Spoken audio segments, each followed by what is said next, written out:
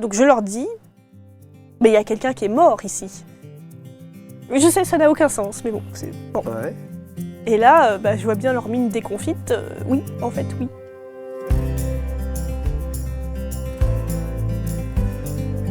C'est-à-dire que le salon était en fait la chambre de son père à l'origine, qui est décédé, qu'ils ont veillé en plus Sur place, sur place dans cette chambre. Et comme ils n'ont pas voulu condamner la chambre, du coup, parce que du coup, il n'y avait plus matière. Enfin, elle aurait été condamnée en fait, mais personne n'aurait été dedans. Donc ils se sont dit, on va la faire vivre en mettant le salon là, en créant un petit salon en fait. Alors le shiatsu, c'est japonais. Donc shi et atsu, ça veut dire pression des doigts. Donc ça va être une technique manuelle où je vais exercer des pressions le long du corps et aussi pour pouvoir rééquilibrer au niveau de la circulation émotionnelle, posturale aussi et énergétique, donc la personne.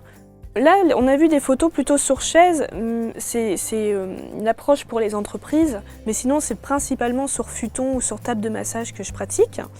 Et donc tout à l'heure, j'ai fait ce que je fais dans certains cas où on a moins de temps pour discuter ou si la personne ne parle pas forcément la langue.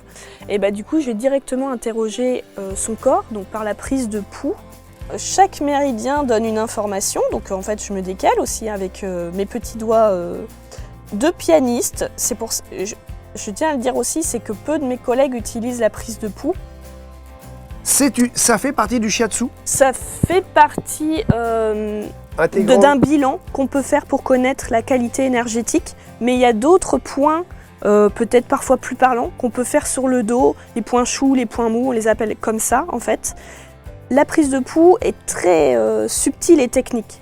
C'est un auto-soin qui a une visée de relaxation et une visée de stimulation des méridiens énergétiques. Et pourquoi ça s'appelle douyin? C'est en anglais comme Non, mot? c'est japonais, ça reste japonais. Douyin? Ouais, parce que je croyais que c'était do-in, comme le verbe faire, à l'intérieur, douyin. Non, ça veut dire la voie de l'énergie. Comment faire pour chasser les soucis? On frotte ses mains, voilà, on crée aussi de l'énergie.